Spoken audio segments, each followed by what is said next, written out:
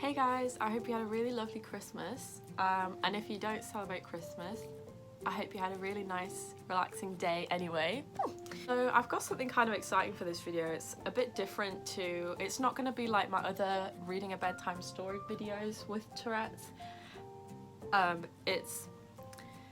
So a lovely lady called Siánna has written just like a short book about a little boy called Alfie who has Tourette syndrome, and she was kind enough to send this book to me.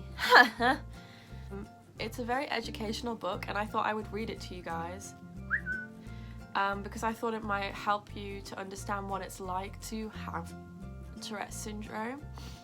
The book is available on Amazon. I will leave a link in the description so you can go and get one for yourself. It's really good for children because it's kind of not simplified, but it's quite like a short story, very easy reading, so it is good for children. So let's get started. It's called Me and My Tourettes. Beans. So there's the first picture. Hello, I'm Alfie. I'm 8 years old and I live with my dad, mum and little sister. Look carefully. Do you notice anything different about me? Is it my hair or my eyes? The colour of my skin? How tall I am? What I'm wearing? Do you give up? Okay, so maybe I've tricked you a little bit because we are all very different on the outside as well as on the inside. Everybody's brains are unique and work in different ways. That is why you can't see what is special about me straight away. I have Tourette syndrome. Have you ever heard of it? Do you know anyone else with it? That's why it makes me feel quite special. Only around 1 child in every 100 have it, and it's mostly boys. Yeah, so Tourette syndrome is actually more common in boys. I don't really know why. Eee! So you're probably wondering what Tourette syndrome is and how I got it. Tourette syndrome is a condition that is caused by the way my brain is organised. Most people with Tourette syndrome have tics. All people do. Tics are when your body makes movements and sounds that can't be controlled. You can have tics at any age. One of my first tics that I can remember doing was when I was about 6 and I would wave my hands in front of my eyes. I didn't even know that it was a tic at the time and I don't think anyone else noticed. Yeah, so it's interesting because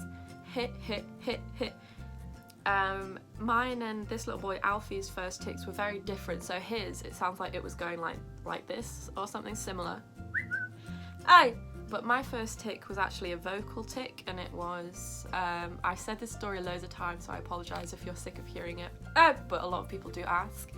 My first tic sounded like a hiccup, just like that all the time. So obviously, like, I got hiccups all the time because I did that hundreds of times a day, which is I think why it took so long for me to get diagnosed with anything. Hey! When I was 7, my dad, mum and teacher said they'd seen me making different movements with my body. I'd noticed this too, but I didn't know why or how it was happening. Fuck! And I couldn't stop it. Bah! My parents took me to the doctor and he asked me what movements I was doing and how often I was doing them. He was very friendly and I found out that these movements were my tics. People with Tourette syndrome can't control their muscle movements or noises and are not doing them on purpose. Ha ha ha! My tics often change and can be very fast. They can happen again and again and again. Yeah, so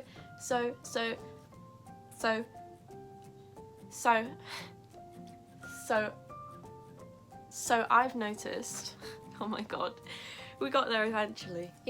So I've noticed that when I look back on my old videos, even my old YouTube live streams, I mean not old, but like from like months ago, there's always like my tics do change a lot. So like I was watching one of my live streams this morning, I don't know why, I was up and I was bored, and my most common tic then was going like that, and I don't really do that anymore. Like, it's so bizarre because in that live, you know, that period of time, that tick was all the time, and now I don't really do it. So like, your main tics change all the time. What? Some of my tics are blinking, sniffing, shoulder shrugging, tongue clicking. It's making me do them. Throat clearing. Jumping, jerking, whistling, animal sounds, eye rolling, shouting, meow, and saying the same word over and over and over and over and over and over and over again. Maybe you could try to imagine how tiring this becomes for me every day, and sometimes my tics can be painful. I hope you're still paying attention. You'll want to listen to this bit. The swearing tic. Ah, fuck. This is another type of tic, and even though it's quite rare, it's the one everyone seems to know more about. Meow. Only around 10% of people with Tourette syndrome have this tic. The name for this tic is coprolalia. Beans. This is the tic I find most difficult. I will sometimes say rude and inappropriate words, and it becomes extremely exhausting if I try to hold them in. I can't help it, and I don't mean what I say. I always used to worry that I'd get into trouble at school. However, my family, friends and teachers are really understanding and supportive about my Tourette's.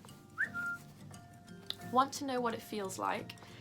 I can stop my tics for a short time if I concentrate really hard, but this can feel very uncomfortable. Try not to blink for a whole minute and you'll see how uncomfortable this feels. Ready? Go. So if you want, you can pause the video here and try and keep your eyes open for as long as you can. And when you start to feel that sting, that really strong need to blink, that's what it feels like when you hold in your tics. So go ahead, pause the video. Can you feel the pressure building up? This feeling is used to describe how it feels to hold a tic in. Imagine doing that over and over again every day. Yeah, so I really like that analogy to describe it. It is perfect. Yeah. What makes my tics worse? If I'm worried or stressed, tired, hungry, excited, or if there are lots of changes going on. That will change for everyone with Tourette's, but mostly high emotions, like I would say like 90% of the time, makes people with Tourette's worse. What can make my tics better? Being distracted or concentrating on a game or activity. So for me, like I say, it'll be different for everyone with Tourette syndrome because everyone has different hobbies. So for me, my tics get better when I'm doing my art. When I'm playing ukulele or singing, then I don't really have any tics at all, except sometimes when I'm singing my eyebrows still go up and down. But I won't have any tics like when I won't shout stuff out in the middle of middle of a song. Beans. I also have other symptoms alongside my tics that you can't always see. One of these is what I call my obsessions, where I experience lots of worrying thoughts, feelings and fears that something terrible might happen. This can be very hard to explain to people as I find it tricky to understand it myself. I'm glad they put this bit in actually, because there are a lot of things to Tourette syndrome that, you know, they don't tell you about, that you can't see. And I didn't know about it until I started experiencing it myself, and not many people talk about it. So the one thing that is really troubling in Tourette syndrome, not everyone has them, are mental tics. And it's so hard to describe. I've never actually talked about mine before, but I never actually realised that it was happening until they started keeping me awake at night. I know British Sign Language, so one of my mental tics is actually to do with sign language, where it's kind of similar to my stammering tic, which you've seen me do a little bit in this video. Yep. But it's in my head instead, so I'm basically stammering in my head. I get stuck on a certain word and I'm finger spelling it over and over. So in British Sign Language, you do the alphabet all on your hands. Yep. So like A, B, C, D, blah, blah, blah. Ah, fuck. But when I'm trying to go to sleep, I'll get stuck on this word and my fingers are going like this, spelling it out, spelling the word out over and over and over again, and it keeps me awake at night. It's awful. Yep. And it's not talked about enough. Like, I had no idea what mental tics were. I literally had to Google it and find out what was wrong with me. But it's just, you know, you don't hear about it, and there is a lot to Tourette syndrome that you don't see. Fuck. I have other symptoms. I have the same one as him, which is kind of, it sounds like anxiety, you know, I always worry about things that are not going to happen. But also another one of my symptoms that is part of the Tourette's is big bursts of energy. It doesn't happen a lot, mostly when I'm in a good mood, but I have chronic fatigue, so it's a bit of a mix, but fuck. Hey! But oh, sorry, plant. Yeah, it's basically when I have a really big burst of energy. Yeah. And my legs feel so restless, like just I feel like fully charged, like I've had like 1 million energy drinks. It's crazy. Beans. Do you think you have learned something about me and my Tourette's? I hope the answer is yes, because it would be great if you could help someone else with Tourette syndrome. Here's some of the things you could do. Talk to them, be a good friend, and help them to join in. Don't tell them to stop their tics. Beans. Give them some time on their own if they want to release some tics in private. Yeah, so sometimes if we're in public and there's some tics that we're holding in, we might like go to a quiet place and just let them all out. Beans. Try to be understanding and celebrate each other's differences. Yeah, so some of us are different and that's okay. Raise awareness by telling your friends and family about Tourette syndrome, and always remember to be kind. And that's the end of the book. Thank you so much, Siánna, for sending this to me. I really like it. I think it's perfect for awareness. It explains it really well. So if you're a parent and your child has Tourette's, I would really recommend this book because it's a very easy read, and it would help them to feel less alone. Beans. By the way, I'm not like this fat. I have a really fluffy jumper on. So I hope you enjoyed today's video. This is probably going to be my last video of 2020. I mean, it definitely is going to be. So Happy New Year to everyone. Let's hope that 2021 is a lot better than this year has been. I will say actually while I'm here that as a creator, like as this Trippy Hippie, I have a lot of exciting things happening next year.